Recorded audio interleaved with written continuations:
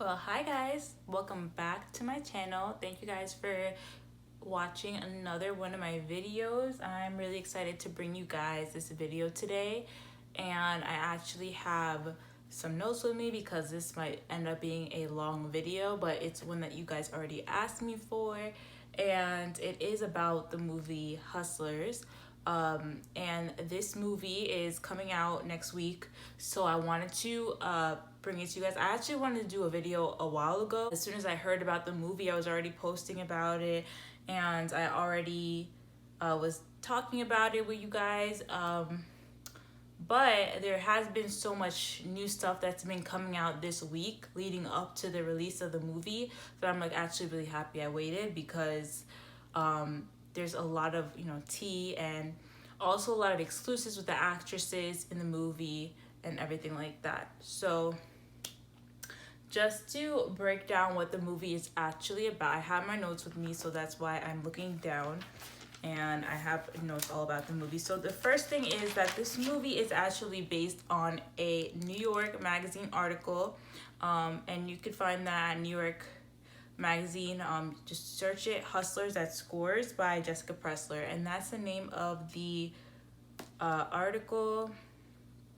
It's from 2015, and it is the story of these women who are dancers in New York at a club called Scores, which still exists, and they are actually end up being arrested and charged criminally for it ended up being assault and grand larceny. So basically they were robbing and drugging customers in the club. Now the whole story is that they were dancers, and they're kind of like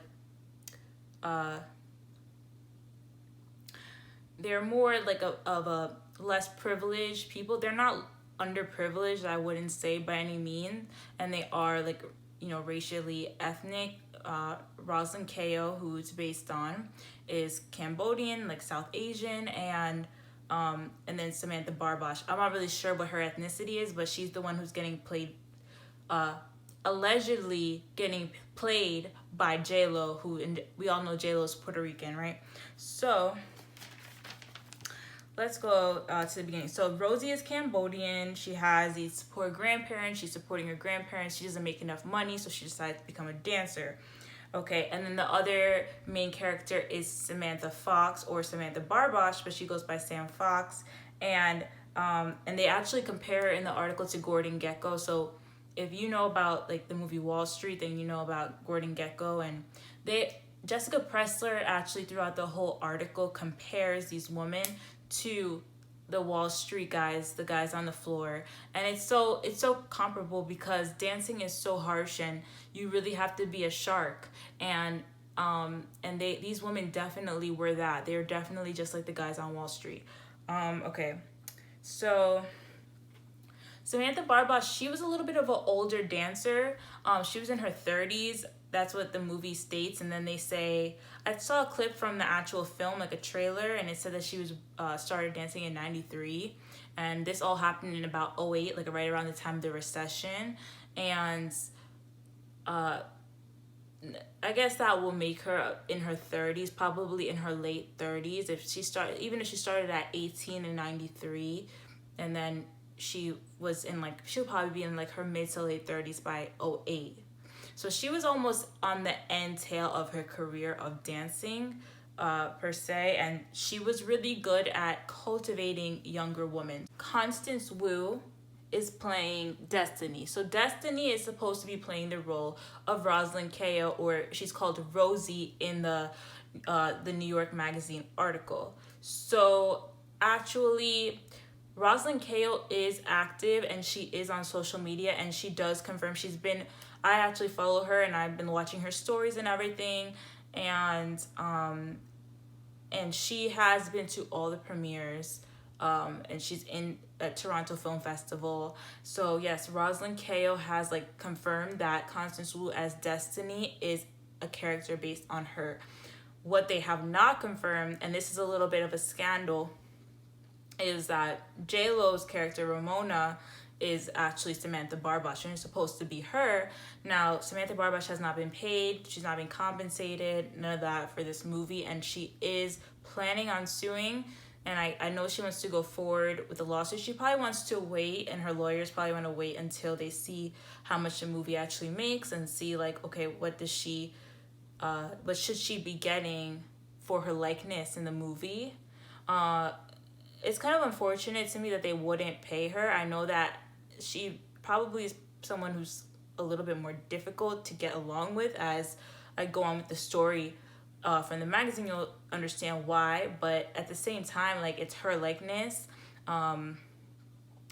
This is based on an article written about her and off of court records. So it's not like if you think about The Wolf of Wall Street, that movie, Jordan Belfort actually wrote that book himself, and it was adapted into a film based on the book that he actually wrote while in jail. Whereas this is based on an article that was written by someone else about her. And even in the article, it just seems that she didn't really want to appear for that many interviews, and where Rosalind Kael was much more available for interviews, but Miss Samantha Barbosh, she really wasn't as much. And now there's this film, it's like they're not really favoring her so much.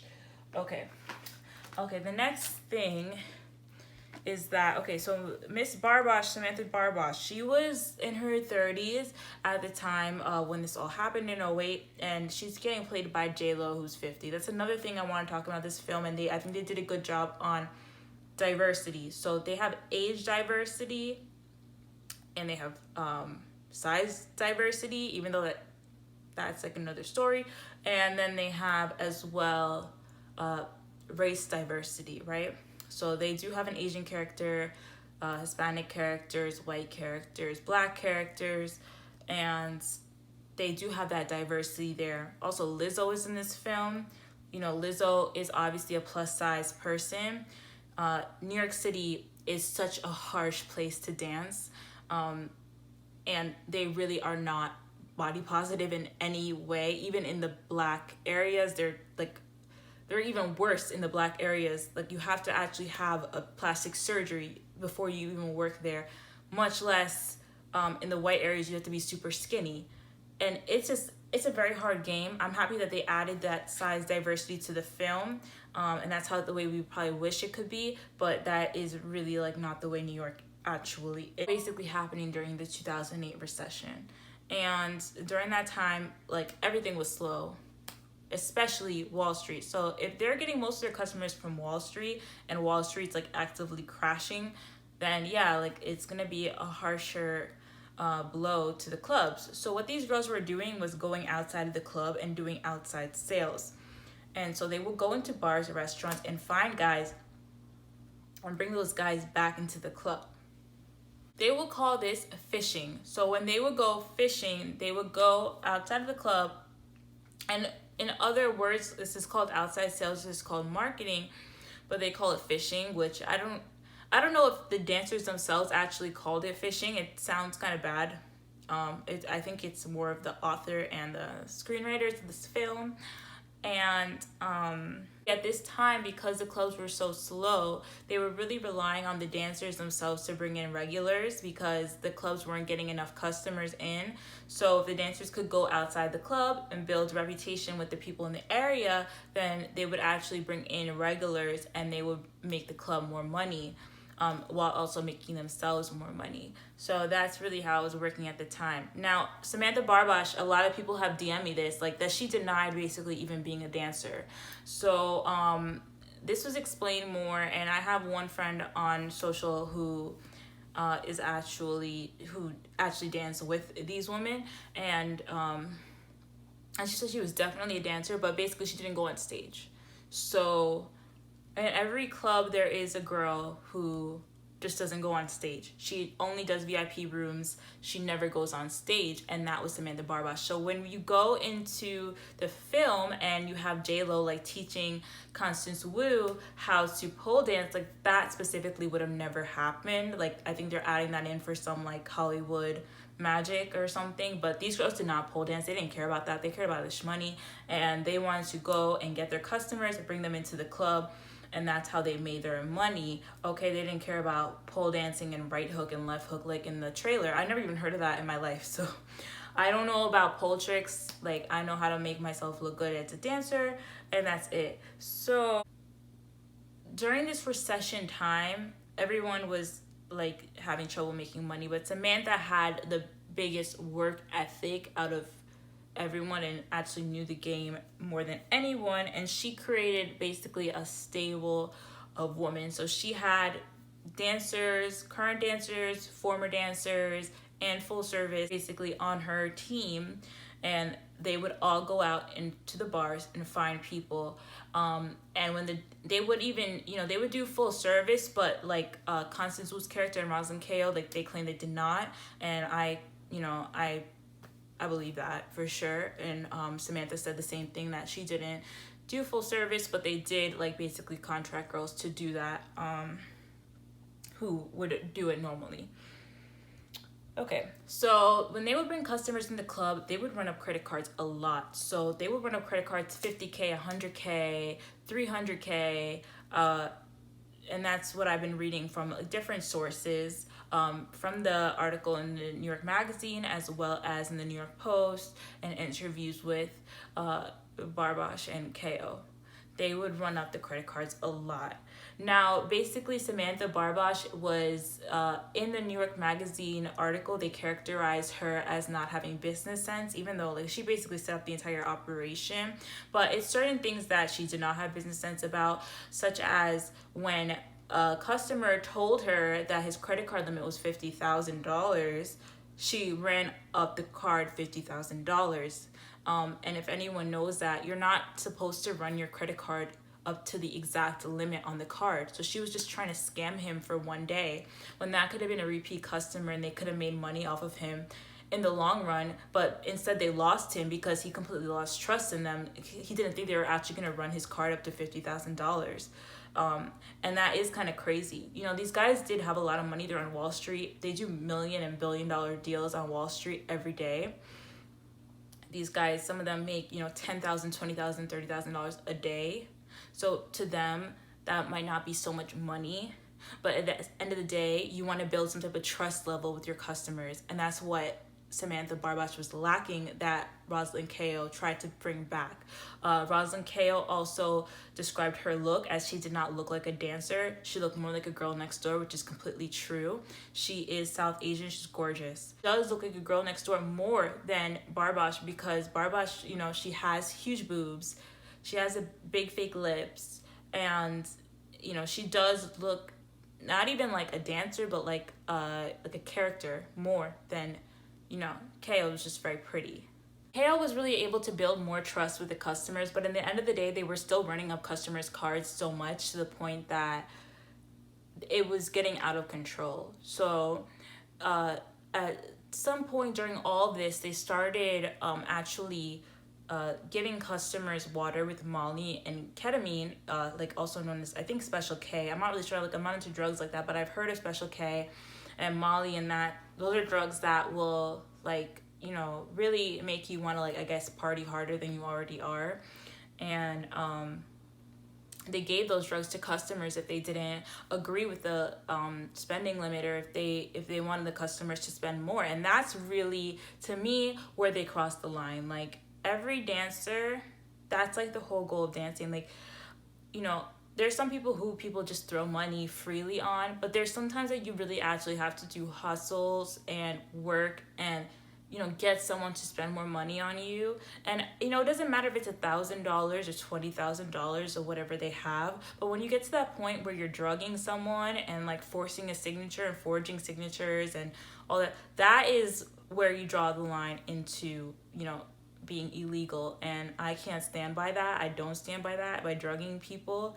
I'll never stand by that. I understand when people are in a fight or flight situation, if they're alone in a hotel room and, they don't know what to do with this person and they feel like he's getting out of hand. If they want to do something like that and like, take him out, that's self-defense. But when you're just in a club, you don't need to drug someone. If you already made $10,000 off him, that's all you're going to make. Maybe you're not going to make 30, you're going to make 10, and that's it. Like, the thing is, they took it a little bit too far. They ended up with this one customer, and this customer, I'm not going to even say the name, but it's in the New York Magazine article, and I would recommend anybody to read it. He was a cardiologist, so he was a doctor. He wasn't a Wall Street guy. They ran up his card over 4 times. He was there $135,000. Now, here's where it gets a little tricky, because 4 times $135,000, at some point you have to stop yourself, you know? And I think that their whole game was that men don't want to admit that a woman scammed them. Men don't want to admit that they went into this place and these pretty girls who they trusted and they thought were so sweet actually ran their money up, and and did the same scam that they do with shorting the market and insider trading and all the stuff they did, and what they did to the housing market and all that stuff, that these girls did that to them. Now, this guy is not from Wall Street, so he has a whole different situation, but those girls do that. And even in the article, it says that the New York, the NYPD dispatcher, he heard stories like this every day, but this guy really persisted. He said, I don't know what happened to me, but my credit cards are up to $135,000 and I'm not paying it. Just didn't remember what happened to him because he was probably drugged. And he did have an autistic son. He did have issues with his wife, as a lot of customers do, but he specifically did press for police intervention. And I think it was mostly because he wouldn't or could not pay the bill. But at the same time, if he was drugged, then, that's what it is. Like, he has some recourse there if he was drugged. But to me, the 4 times thing is like, it's like, okay, if you saw them running it up the first time, like, you could have been like, okay, I'm not going back. Or you could have called the police after the first time. You're going to call after the 4th time, like, that sounds a little bit iffy. But at the same time, I see that, if he was drugged and he doesn't remember what happened, I see why he would want to call. There was some cooperation from some of the people. Like I said, Barbach had her stable. Some of those girls already had some legal trouble and they weren't trying to get drawn into whatever else was happening, so they did, snitch. Neither of them, Barbach or KO, and I don't know about the rest of the whole stable, but Barbach and KO, they're the main ones. They did not get any jail time.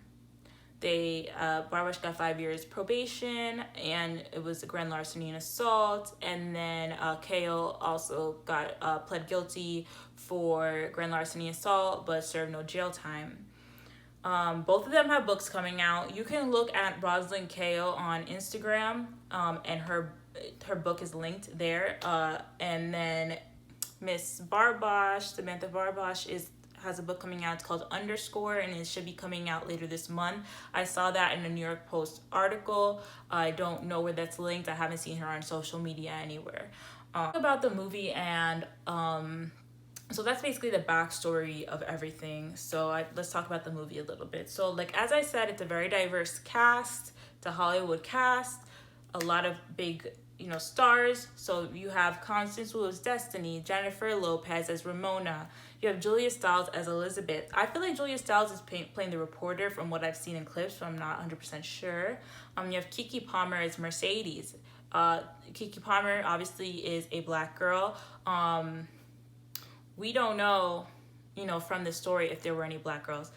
Anyone who knows about New York clubs is very segregated. I feel like Keke Palmer could be like that one black girl in the white club because she's slim and she has this sweet personality that everybody loves her.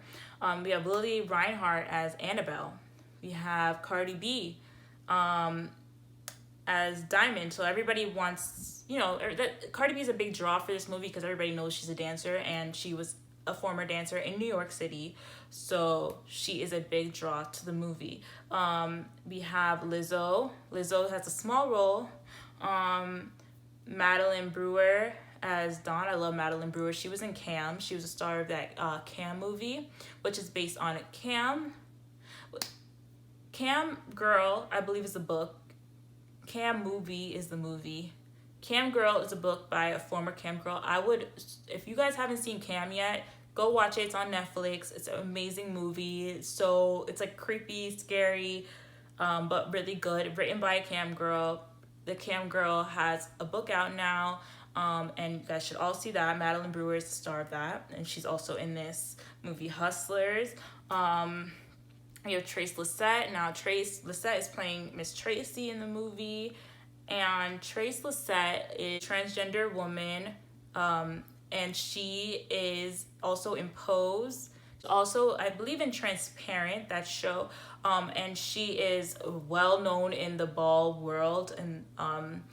And she could dance. And she's gorgeous, and she is amazing. Love her. And she is actually an ex-dancer. So we have 2 ex-dancers in the movie that I know of, which are Cardi and Tracy. Now, there's a few more who play backup roles, but, you know, as far obviously Cardi's a big superstar, and then Miss Tracy is also an actress, so she's playing that role. Cast, I have no real issues. You know, everybody wants to have an issue with J-Lo. But, you know, everybody, I don't have no issues with J-Lo. I love J-Lo, so. But I do think, I heard that basically she went into the club with her man, and she did not throw money at scores. She threw like $300, and everybody was upset. All the dancers were upset about it. And, you know, I wish she would have thrown more money. She has a lot of money. Her husband has a lot of money, or her fiance has a lot of money. But, you know, that's what it is. She's playing this role. You know, how much are couples going to spend? Couples don't spend that much money. I don't care if they are A-Rod and J-Lo. They just don't spend, you know. That's how it is. A small issue that I personally had was with Constance Wu's character, Rosalind, because I definitely saw that she was very tan. She's South Asian. She's a darker skinned Asian woman. And Constance Wu is Taiwanese. She is lighter skinned. And the roles that I know Constance Wu from are playing Eddie Wang's mom on Fresh Off the Boat, and then Crazy Rich Asians, which in both of those movies she plays a Chinese character. And a lot of Taiwanese people have, you know, a Chinese descent, and they are lighter skinned as well. But with Cambodians, they are a little bit darker skinned. It is South Asia. But, you know, I just wish there was more Asian actresses in general to have different roles. And, you know, not necessarily that it had to be a darker actress or whatever, but I do wish, like Constance, I just didn't see her as a dancer, you know, and I'm loving that she's in this role. She's a sweetheart angel, but I see her as like a mom. I don't see her as a dancer. Like, I wish, you know, there was another person just that they could have for this role. And I think that Constance Wu, she deserves the role. She's a great actress and whatever, but I feel like, are they going to play her in every Asian woman role? Like, you know, they should have other Asian actresses. I'm sure there's more out there at this time, you know. So, but that's just my opinion. No shade to Constance Wu, no shade to Rosalind, or, you know, whatever race factors are in there. But I just think that there should be more Asian actresses and like a younger person maybe to play this role, because all this happened when Rosalind was still in her 20s and Constance Wu is 37. So, you know, and J-Lo's 50, and, you know, she's playing Samantha Barbosh, who was supposed to be in her 30s, but we all know J-Lo looks young. I'm not saying that Constance Wu looks old, but she don't look like she's 22. She looks like she's, you know, 30, 35, somewhere like there. And especially with her playing, you know, mom roles and stuff, it makes her seem a little bit older for the role. But that's just my opinion. It was a big issue that, you know, Barbosh wasn't getting paid for her, you know, depiction. And I thought no one was getting paid, but it seems like Rosalind Kael is getting paid. If she's not getting paid, then she has a very good relationship, because she's partying with J-Lo and Constance Wu, so she looks fine. And she has a great entertainment lawyer. That's how I even found her. It was through her entertainment lawyer's page. She's coming out the book. If she wasn't paid for her depiction, she's still doing fine. And it seems like she is cool with the movie. But I'm sure she was paid as well. But Barbosh, I don't think she was paid. So, you know, that's all I really have to say about the film. I think that, you know, a lot of people are worried about girls starting to dance who really shouldn't be dancing because they see the film. I don't really know if that's going to happen. You know, every dancer starts somewhere. I think that it's going to be more women trying to come into the club, actually, and be, you know, how do I say, like, no etiquette, women coming to the club with no club etiquette, who just want to see dancers because they saw the movie and blah, blah, blah. As long as they tip, it's fine. tip the stage. We know you're not getting dances. We're not, nobody's running up your credit card, girl, So that's all I have to say about the movie. I know that Jock the Stripper was one of the consultants on the movie. Otherwise, I don't think there were any other dancer consultants. Of course, Cardi and Tracy were there, but I think that Jock the Stripper was really the consultant on the movie. And there's so many dancers out there who probably would love to consult, love to have danced in the movie, love to have been extra, whatever. But, it is what it is. Another thing is that I believe whatever club they filmed at, I'm not really sure that if they closed down Scores or if it was another club in New York that they closed down, but they closed the club for a week and nobody could work for a week in the club. So, for dancers, it's not so bad because you can probably go to another place if you're hired there, but a lot of girls are only hired at one place, believe it or not. And at the same time, you have waitresses, bar staff, and those people only have generally one job usually. So, and you can't just go pick up a waitress shift at another bar. You basically are working at the bar you're at. And so that was a big issue with the film.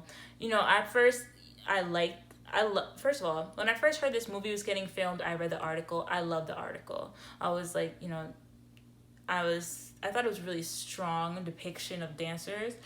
Then, as the movie got closer, people were more complaining. When I saw that Samantha wasn't getting paid, I was pissed. I'm not gonna lie. But at the same time, I know that,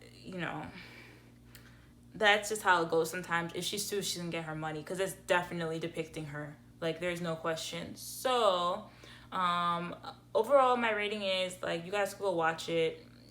I don't know if I would, rush to theaters to go see it and make it a girls' night. But, I have no problem with watching it. I'll watch it, I might watch it even when it, comes to TV. But I might watch it in theaters. I don't know. I don't even go to movies that much. So, otherwise, everyone else in the movie is good. They seem really respectful of dancers, and they're trying to Hollywood it up a little bit. Cardi B's not letting them get too far. She's teaching them something. So, same thing with Tracy. So, overall, if you guys want to watch it, watch it. If you don't. I don't have a huge amount, you have to go see it, and it's this empowering thing. It's not really empowering. It's saying that dancers rob people, and not all dancers rob people. Not all dancers drug people. Some dancers are honest in making a living and they don't want to go to jail. Please stop raiding strip clubs. If you want to raid them, don't raid them.